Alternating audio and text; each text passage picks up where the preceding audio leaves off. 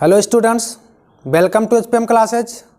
आज की वीडियो में हम लोग प्रश्नावली 4.3 के बारे में चर्चा करेंगे। 4.1 और 4.2 आपको इसके पहले के वीडियो में बताया जा चुका है। अगर अभी तक आपने वो वीडियो नहीं देखा है तो आप प्लीज़ हमारे चैनल पर जाइए और इसके पहले का दोनों वीडियो आप ज़रूर देखें। प्रश्नावली 4.3 में जो हमें पहला क्वेश्चन दिया हुआ है, उस क्वेश्चन में हमें ये कहा जा रहा है कि हमारे पास जो भी द्विघात समीकरण दिया गया है, उन द्विघात समीकरणों के अगर मूलों का अस्तित्व है तो उन द्विघात समीकरणों को हमें पूर्ण वर्ग बनाने की विधि द्वारा हल करना है, उसका सॉल्यूशन करना है। कहने का मतलब ये हुआ कि अगर हम चलिए पहले क्वेश्चन के पहले पार्ट की तरफ चलें तो हमें दिया हुआ है 2x² + 7x - 3 = 0। अब कह रहा है कि यदि इसका अस्तित्व हो तो, अस्तित्व होने का मतलब ये हुआ हमें अस्तित्व के लिए सबसे पहले निकालना है इसका विभक्तकर, अर्थात b² - 4ac। तो लिखेंगे अस्तित्व के लिए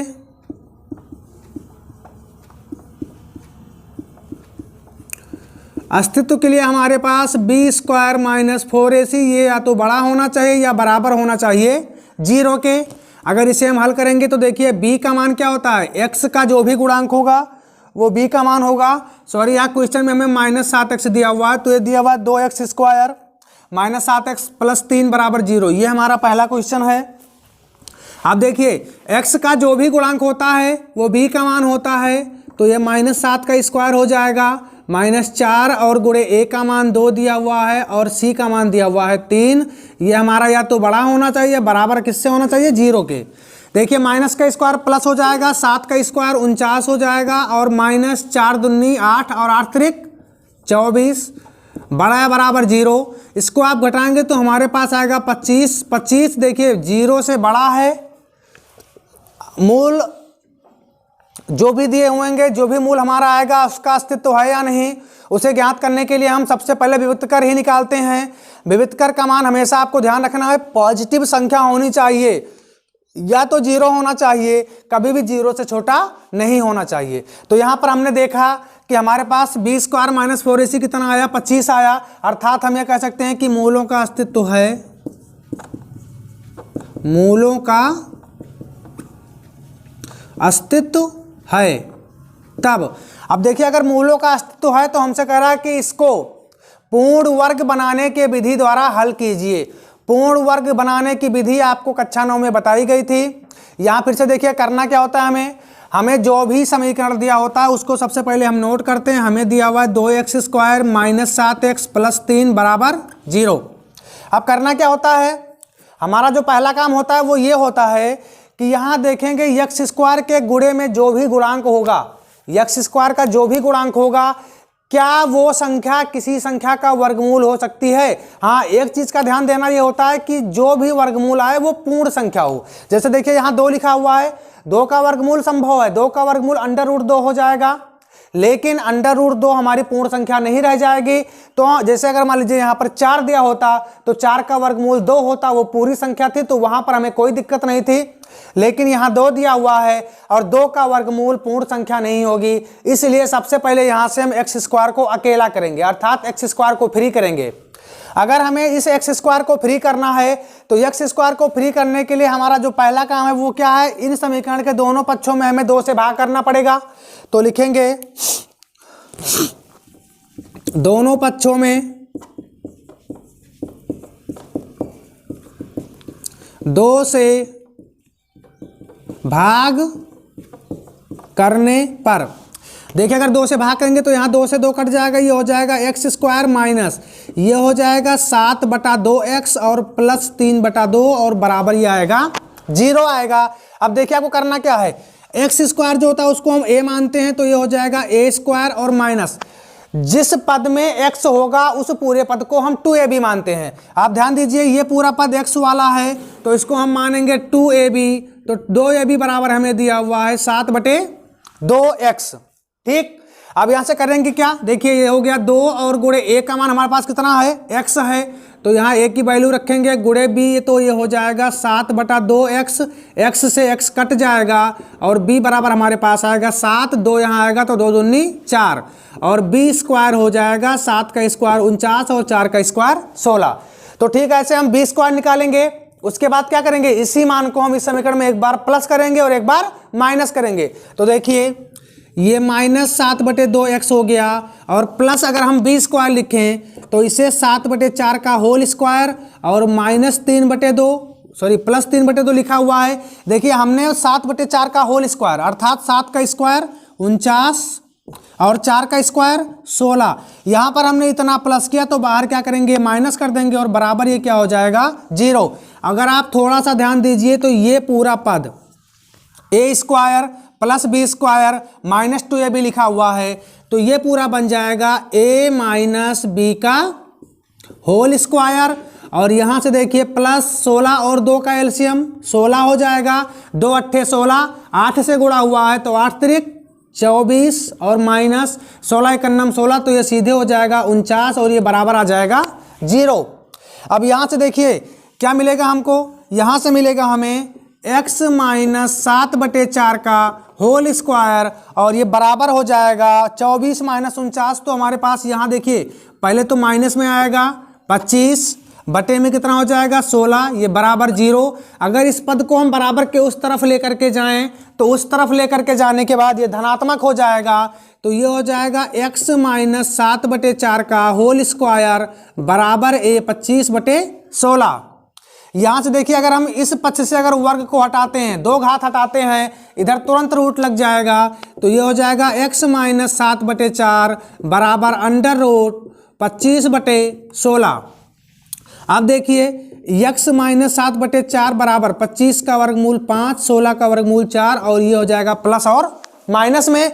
अब आपको कुछ भी नहीं करना है, अब आपको करना क्या है, सीधे लिखेंगे एक बार पॉजिटिव लेने पर, तो जब हम पॉजिटिव लेंगे तो ये हो जाएगा x - 7/4 बराबर माइनस का चिन्ह यहाँ से छूट जाएगा, केवल 5/4 बचेगा, और जब हम x बराबर निकालेंगे तो 5/4 ये उधर जाएगा तो +7/4, x बराबर 4 एलसीएम हो जाएगा, तो ये 5 + 7 ये x बराबर 12/4 और 4 × 12, तो x बराबर 3, ये हमारा पहला मूल हो गया। अब इसी प्रकार अगर हमको दूसरा मूल ज्ञात करना है तो इस बार हम निगेटिव लेंगे, तो यहाँ लिखेंगे निगेटिव लेने पर, जब निगेटिव लेंगे तो ये हो जाएगा x - 7/4 बराबर, ये जो प्लस था इस बार प्लस हटेगा माइनस बचेगा, तो -5/4, ये हो जाएगा x बराबर -5/4, अगर ये उधर जाएगा तो +7/4, तो यहाँ से मिलेगा हमें x बराबर 4 एलसीएम हो जाएगा, और ये -5 + 7, 7 प्लस में 5 माइनस में घटेगा तो हमारे पास बचेगा प्लस का 2, तो x बराबर ये हो जाएगा 2/4 और 2 एकन्नम 2, 2 दूनी 4, तो x बराबर 1/2, ये हमारा दूसरा मूल आ गया। बिल्कुल इसी तरीके से सेम इसी पैटर्न से इसी प्रकार से आपको पहले क्वेश्चन के सारे पार्टों को हल करना है, कोई चेंज नहीं करना, सारे के सारे सवालों में आपको यही करना है। हाँ, एक चीज का ध्यान देना है, आप b² - 4ac का मान निकालेंगे, अगर ये मान निगेटिव में आता है तो फिर हमको ये प्रोसेस करने की कोई आवश्यकता नहीं है, क्योंकि उसके मूलों का अस्तित्व नहीं रह जाएगा।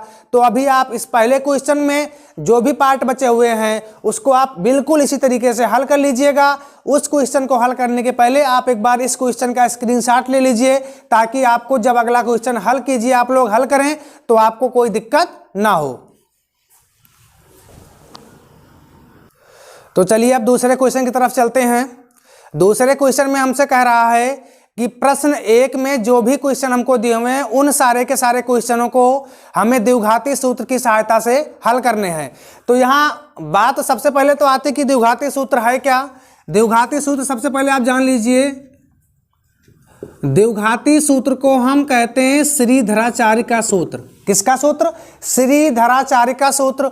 और वो सूत्र होता है x बराबर -b plus minus √b² - 4ac और बटे में 2a।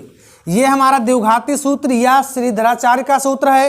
पहले वाले खंड में जितने भी क्वेश्चन दिए हुए हैं हमें सारे के सारे प्रश्नों को इसी सूत्र की सहायता से हल करने हैं। यहाँ देखिए आपके सामने पहला क्वेश्चन लिखा हुआ पहले वाले पार्ट का, ये फर्स्ट वाला क्वेश्चन है। इसमें देखिए हम करेंगे क्या, सबसे पहले तो इसको ax² प्लस माइनस bx, या छोड़ दीजिए केवल प्लस bx लिखिए, और प्लस c बराबर 0 से तुलना की जाएगी इसकी।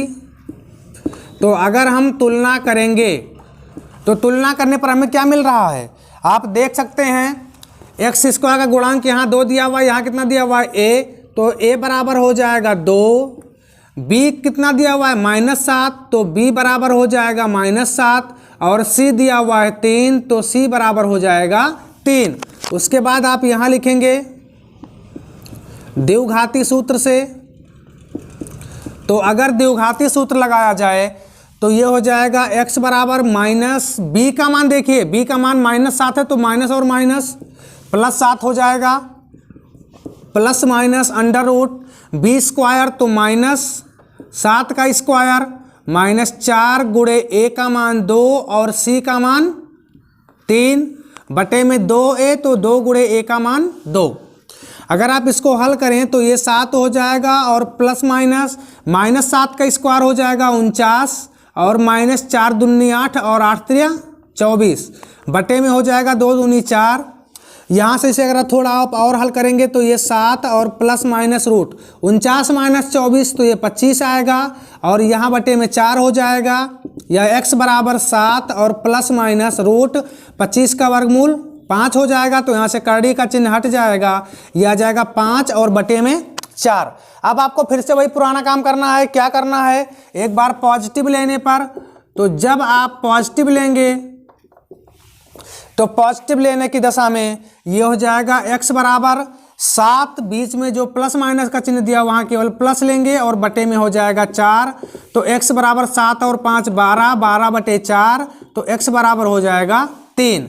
दोबारा से आप क्या करेंगे, दोबारा से आप निगेटिव लेंगे, तो जब हम निगेटिव लेंगे तो ये हो जाएगा x बराबर 7, इस बार बीच में प्लस छूटेगा तो माइनस बचेगा, और -5 बटे 4, तो ये हो जाएगा x बराबर 7 - 5, तो 2 बटे 4, और 2 एकम 2, 2 दूनी 4, तो x बराबर 1 बटा 2।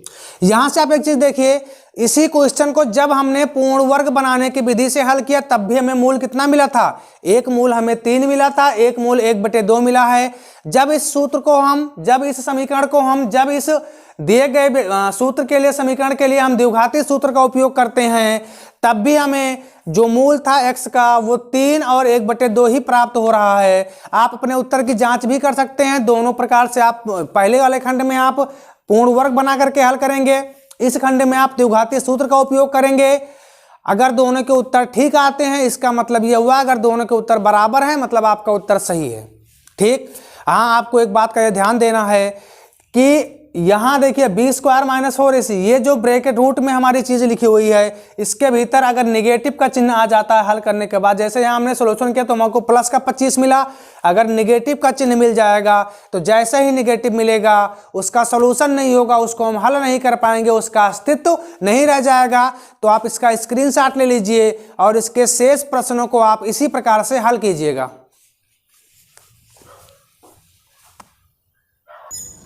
तो चलिए अब हम चलते हैं क्वेश्चन नंबर 3 की तरफ।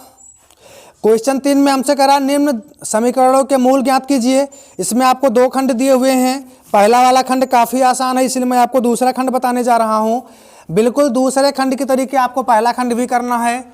अगर हम तीसरे के दूसरे खंड की बात करें तो ये हमें दिया हुआ है 1/x + 4 -1/x - 7, ये बराबर हमें दिया हुआ है 11/30, और यहाँ से हमें x का वैल्यू दिया हुआ है, कह रहा है x ≠ -4, 7।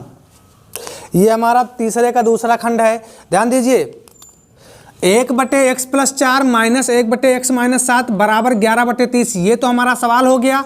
हमसे कह रहा है कि x का मान -4 और 7 नहीं होना चाहिए।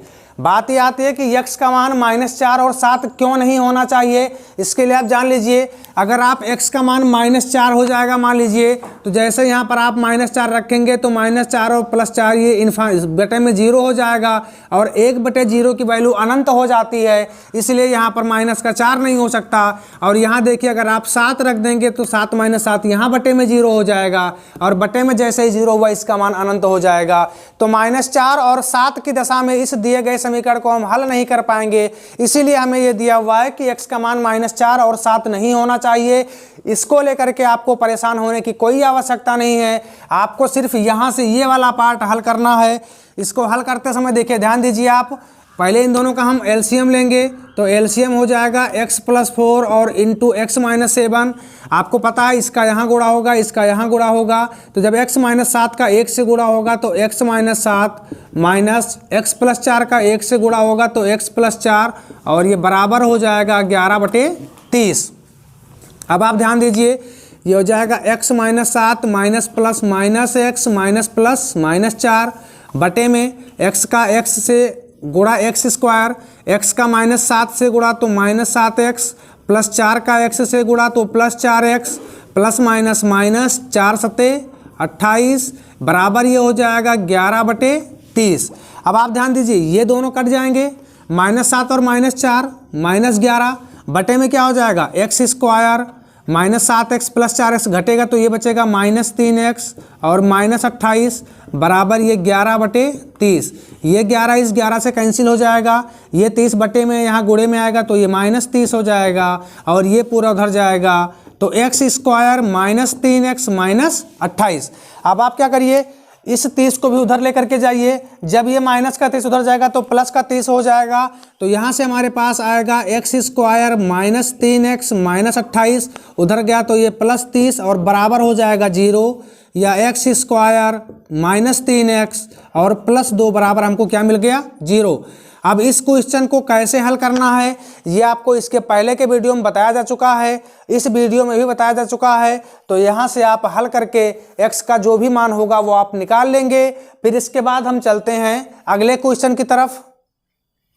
तो चलिए अब चलते हैं क्वेश्चन नंबर 4 की तरफ। चौथे क्वेश्चन में हमें दिया हुआ है, करा 3 वर्ष पूर्व रहमान की आयु का व्युत्क्रम और अब से 5 वर्ष पश्चात आयु के व्युत्क्रम का योग 1/3 है। देखिए यहाँ आयु संबंधी प्रश्न है, तो मैंने आपको बताया था कि जब भी आयु संबंधी प्रश्न मिलेंगे हमको, हम हमेशा वर्तमान आयु मानेंगे। यहाँ बात रहमान की हो रही है तो यहाँ माना जाएगा, माना रहमान की वर्तमान आयु बराबर x वर्ष। आप ध्यान दीजिए, रहमान की वर्तमान आयु x वर्ष है। आप प्रश्नानुसार आइए, आज की आयु कितनी है x वर्ष। कह रहा है कि 3 वर्ष पूर्व रहमान की आयु का व्युत्क्रम। देखिए आज अगर x वर्ष है तो 3 साल पहले x - 3 वर्ष का रहा होगा, और इसका व्युत्क्रम मतलब उल्टा, तो इसको कर देंगे 1 के बटे में। फिर उसके बाद कह रहा है अब से 5 वर्ष पश्चात, अगर आज वो x वर्ष का है तो अब से 5 वर्ष बाद वो x + 5 वर्ष का हो जाएगा, और उसकी आयु का जो व्युत्क्रम होगा तो 1/x + 5 हो जाएगा।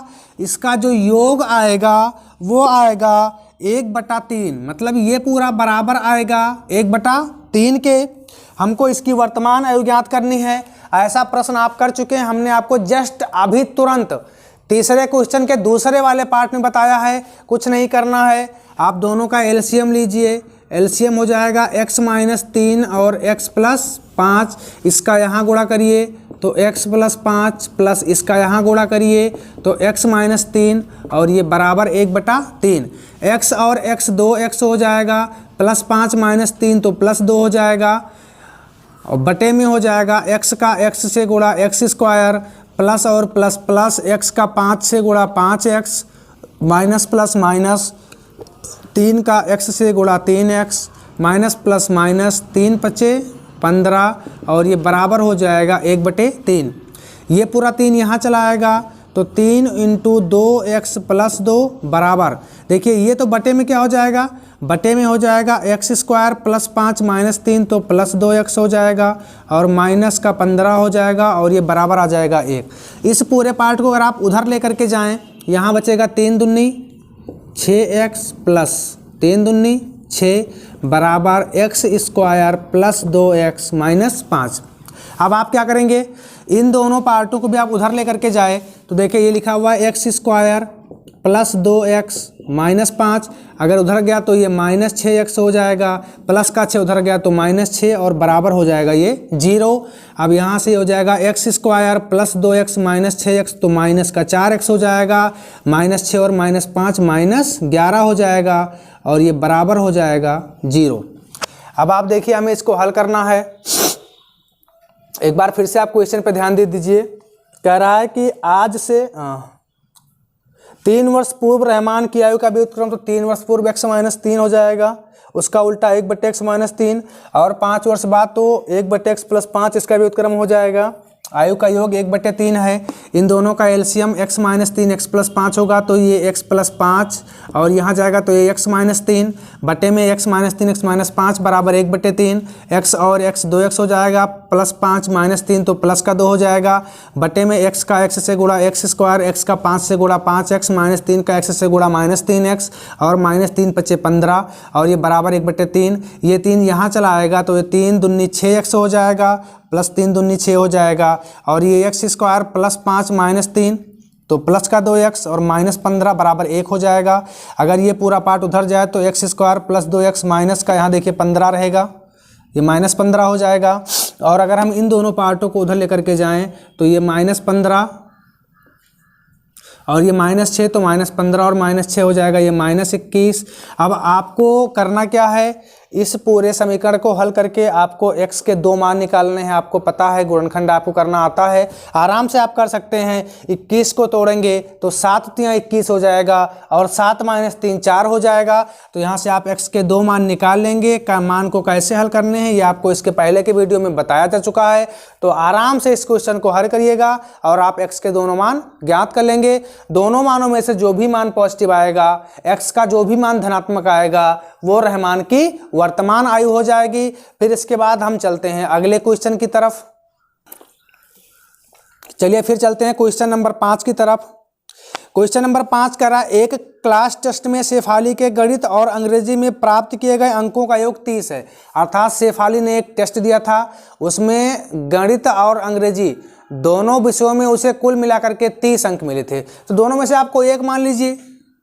माना शेफाली को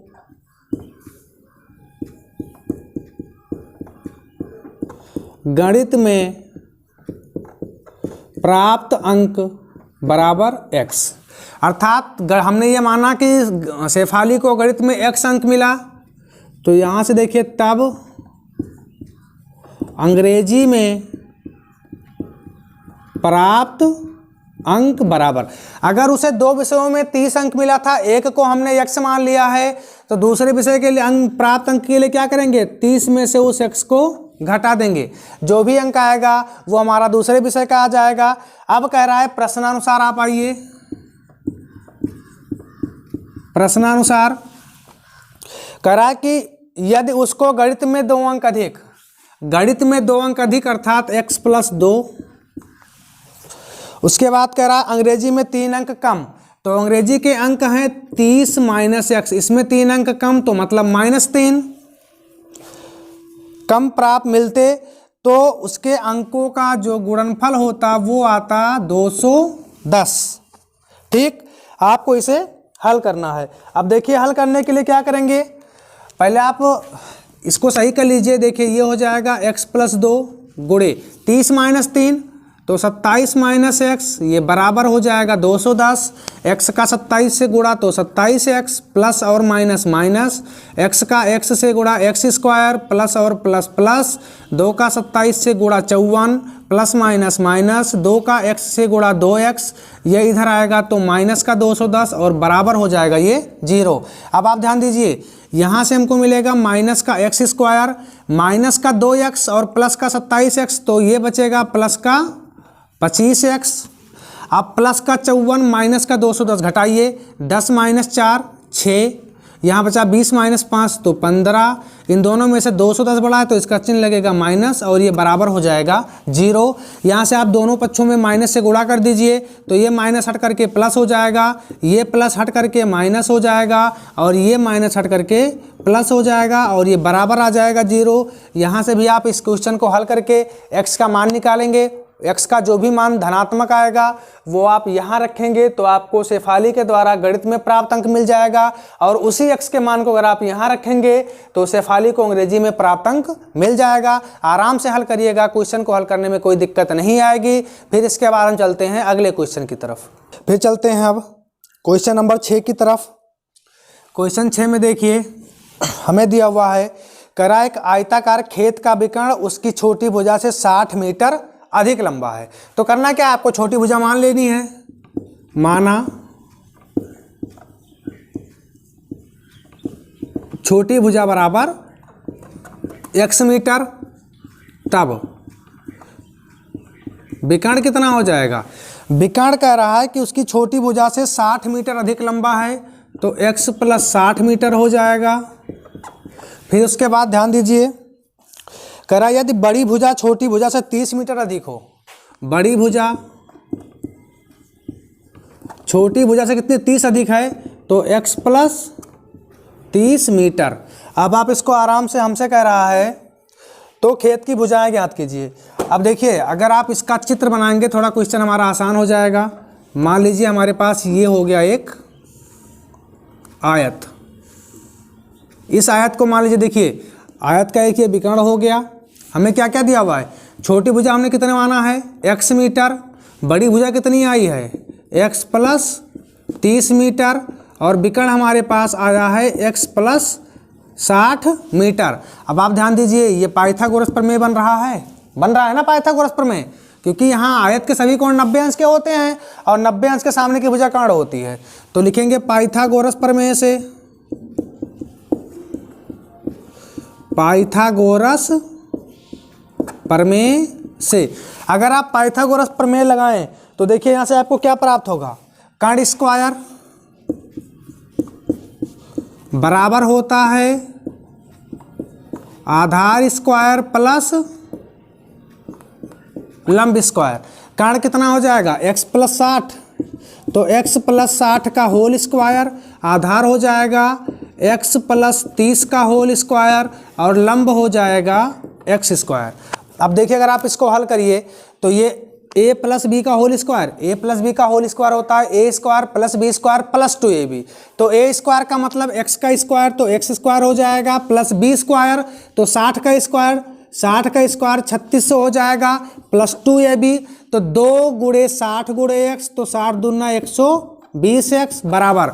यहाँ देखिए ये भी a + b का होल स्क्वायर लिखा हुआ है, तो यहाँ से हमको मिलेगा x का स्क्वायर x² प्लस 30 का स्क्वायर 900, और प्लस 30 दूना 60x, और ये हो जाएगा प्लस का x²। यहाँ देखिए ये x² दोनों कट जाएंगे, इन दोनों पार्टों को आप उधर लेकर के जाइए तो देखिए हमें मिलेगा यहाँ से, देखिए x² प्लस का 60x, अगर प्लस का 900, 3600 उधर गया तो माइनस 3600 हो जाएगा, 120x प्लस का उधर गया तो माइनस का 120x बराबर हो जाएगा 0। अब आप इसे अगर हल कीजिए तो x² प्लस 60x और माइनस 120x घटाएंगे तो माइनस 60x मिलेगा, और माइनस 3600 प्लस 900 घटाएंगे तो माइनस 2700 मिलेगा, और ये बराबर आ जाएगा 0। अब आपको कुछ करना नहीं है, आराम से इसका गुणनखंड कर लेना है। गुणनखंड करने के बाद आपको x का जो भी धनात्मक मान मिलेगा उस मान को आप यहाँ यहाँ और यहाँ रखेंगे, तो आयत में जो उसकी लंबाई होगी और उसकी चौड़ाई होगी, अर्थात आयत की जो भुजाएं होंगी वो हमें आराम से प्राप्त हो जाएंगे। बिल्कुल भी जल्दबाजी करने की कोई आवश्यकता नहीं है, गुणनखंड आप आराम से कर सकते हैं। 2700 को आप 90 - 30 में तोड़ दीजिएगा, 90 और 30 का गुणा 2700 आएगा, और 90 - 30 60 आएगा, आपका गुणनखंड आराम से हो जाएगा। फिर उसके बाद हम चलते हैं क्वेश्चन नंबर 7 की तरफ। क्वेश्चन नंबर 7 में हमें दिया हुआ है, करा दो संख्याओं के वर्गों का अंतर 180 है। दो संख्याओं के वर्गों का अंतर 180 है, छोटी संख्या का वर्ग बड़ी संख्या का 8 गुना है। ध्यान दीजिए, छोटी संख्या का मान लीजिए हमने मान लिया कि छोटी संख्या x है, तो छोटी संख्या का जो वर्ग होगा वो बड़ी संख्या का कितना होगा 8 गुना, तो 8x हो जाएगा। ठीक, यहाँ से हमें x का मान कितना मिलेगा, x का मान मिलेगा √8x। कितना मिलेगा, √8x। तो यहाँ मिलेंगे, माना छोटी संख्या बराबर x, ध्यान दे क्या दिया हुआ है, कह रहा है कि छोटी संख्या का वर्ग बड़ी संख्या का 8 गुना है। तो माना छोटी संख्या बराबर x, तब बड़ी संख्या बराबर कितना हो जाएगा, अंडर रूट 8x। कहाँ से आया, हमने आपको ये करके दिखाया है। आप ध्यान दीजिएगा, एक बार फिर से सुन लीजिए। छोटी संख्या हमने x माना, अब कह रहा है कि छोटी संख्या का वर्ग अर्थात x का वर्ग बड़ी संख्या का 8 गुना है। तो अगर छोटी संख्या हमने x माना तो x का वर्ग बड़ी संख्या 8 गुना कह रहा है ना छोटी संख्या का। तो छोटी संख्या का 8 गुना मतलब क्या, x का 8 गुना तो 8x हो जाएगा। यहाँ से x का मान कितना हो जाएगा, रूट 8x हो जाएगा। तो छोटी संख्या x हो गई, बड़ी संख्या कितनी हो गई, रूट 8x हो गई। अब हमसे कह रहा है कि दो संख्याओं के वर्गों का अंतर 180 है। प्रश्नानुसार हमको दिया हुआ है, कह रहा दो संख्याओं के वर्गों का अंतर 180 है। तो x का स्क्वायर और माइनस अंडर रूट 8x का स्क्वायर, ये बराबर हमें दिया हुआ 180। अब आपको करना क्या है, देखिए x का स्क्वायर तो x स्क्वायर हो जाएगा, माइनस रूट 8x का जब वर्ग होगा तो वहाँ से रूट हट जाएगा, 8x हो जाएगा। ये इधर आएगा तो माइनस का 180 और ये बराबर हो जाएगा 0। आराम से आप हल कर लीजिएगा। 18 2 180, 18 माइनस 10 8 हो जाएगा। और यहाँ से आपको x का मान बड़े ही प्यार से मिल जाएगा। x का जो भी मान मिलेगा उस मान को आप यहाँ और यहाँ रखेंगे तो आपको छोटी संख्या और बड़ी संख्या दोनों प्राप्त हो जाएंगी। फिर इसके बाद चलते हैं हम क्वेश्चन नंबर 8 की तरफ। क्वेश्चन नंबर 8 में हमें दिया हुआ है, कह रहा एक रेलगाड़ी एक समान चाल से 360 किलोमीटर की दूरी तय करती है। यदि यह रेलगाड़ी 5 किलोमीटर प्रति घंटे अधिक होती, यदि इसकी चाल 5 किलोमीटर प्रति घंटे अधिक होती तो उसी यात्रा को 1 घंटे तय करने में 1 घंटे कम समय लेती। रेलगाड़ी की चाल ज्ञात कीजिए। तो आराम से देखिए, आप यहाँ से मान लीजिए, माना रेलगाड़ी की चाल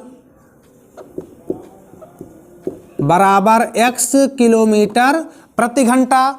अब देखिए प्रश्नानुसार आप ध्यान दीजिए, कह रहा है कि इस चाल से वो एक रेलगाड़ी एक समान चाल से 360 किलोमीटर की दूरी तय करती है। तो 360 किलोमीटर की दूरी तय करने में कितना समय लगेगा, समय बराबर दूरी बटे चाल होता है। तो दूरी 360 तय कर रही, चाल कितनी है, x। ठीक, ये हो गया। फिर कह रहा है कि यदि यह चाल 5 किलोमीटर प्रति घंटे अधिक होती, अगर ये चाल 5 किलोमीटर, देखिए हमको पता है समय बराबर क्या होता है, समय बराबर होता है दूरी बटा चाल। तो अगर मान लीजिए हम समय t1 निकालें, ये वाला समय, तो दूरी कितनी चल रही है, वो 360 किलोमीटर, चाल कितनी है, x। ठीक, फिर अगर मान लीजिए हम t2 निकालें तो दूरी तो तब भी वो 360 किलोमीटर की तय कर रही है, चाल कितनी कम हो रही है, चाल कम हो रही है, चाल अधिक हो रही है। करिए यदि ये 5 किलोमीटर प्रति घंटे अधिक होती तो चाल कितनी हो जाएगी, x + 5। तो दूसरा समय हमको कितना मिल जाएगा, 360 बटे x + 5। अब कह रहा है कि यदि इसकी चाल 5 किलोमीटर प्रति घंटे अधिक होती तो उसी यात्रा को तय करने में 1 घंटे कम समय लेती। मतलब ये समय 1 घंटा ज़्यादा है और ये समय 1 घंटा कम है।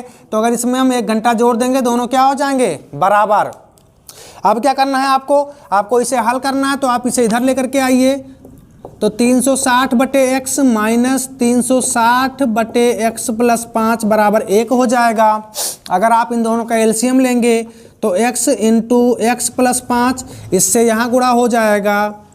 तो 360 इंटू x + 5 और माइनस 360 x हो जाएगा, ये बराबर 1 हो जाएगा। अब आप गुणा कीजिए, 360 का x से गुणा, 360x + 5 शून्यम 0, 5 छक 30, 3 बचा, 5 तियाँ 15 और 3 18 और माइनस का 360x बटे में हो जाएगा x का x से गुणा x स्क्वायर, x का 5 से गुणा 5x बराबर 1। ये दोनों कैंसिल हो जाएंगे। ये पूरा पद हमारा कहाँ चला जाएगा, 1 की तरफ। तो जब ये 1 की तरफ जाएगा तो हमारे पास आएगा x स्क्वायर + 5x। अगर यहाँ देखिए प्लस 1800 बचा हुआ, अगर हम इसको भी बराबर के उस पार लेकर के जाएं तो ये हो जाएगा माइनस का 1800 बराबर हो जाएगा 0। अब आपको कुछ नहीं करना है, आपको आराम से इसका गुणनखंड करना है। गुणनखंड करने के बाद जो भी आपका सॉल्यूशन आएगा वो आपका आंसर हो जाएगा। चलिए मैं इसको सॉल्व करवा दे रहा हूँ ये क्वेश्चन, क्योंकि मैंने काफ़ी सारे क्वेश्चन आपको स्वयं से करने के लिए दे दिए हैं। एक बार आप थोड़ा ध्यान दीजिए फिर से। कह रहा है कि रेलगाड़ी की चाल हमको ज्ञात करनी है। जब कोई रेलगाड़ी एक समान चाल से 360 किलोमीटर की दूरी तय करती है, तो 360 किलोमीटर की दूरी तय करती है एक समान चाल से। हमने रेलगाड़ी की चाल कितनी मानी है, x। तो अगर रेलगाड़ी की चाल x है तो 360 किलोमीटर की दूरी तय करने में उसे लगा समय कितना हो जाएगा, दूरी बटे चाल, तो 360 बटे x। फिर कह रहा है कि यदि उसकी चाल 5 किलोमीटर प्रति घंटे अधिक हो जाए, अर्थात बढ़ जाए, तो हमने माना कि उसकी चाल अगर 5 किलोमीटर प्रति घंटे बढ़ेगी तो x + 5 हो जाएगा। तो क्या हो जाएगा, जो समय लगेगा वो 360 बटे x + 5। कंडीशन सेम यही रहेगा ना, जहाँ चाल x था वहाँ क्या हो जाएगा, x + 5। अब देखिए इसमें 1 घंटे कम समय लगता है, अगर इसको हम 1 घंटा इसमें जोड़ देंगे दोनों क्या हो जाएंगे, बराबर हो जाएंगे।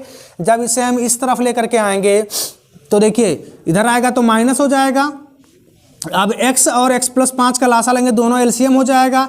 इस वाले पद से यहाँ गुणा होगा, इस वाले पद से यहाँ गुणा होगा, तो 360 × x 360x हो जाएगा। 360 का 5 से गुणा तो 5 0 0, 5 छक 30, 3 बचा, 5 × 15 3 18, माइनस का 360x माइनस का 360 प्लस का 360 कैंसिल हो जाएगा।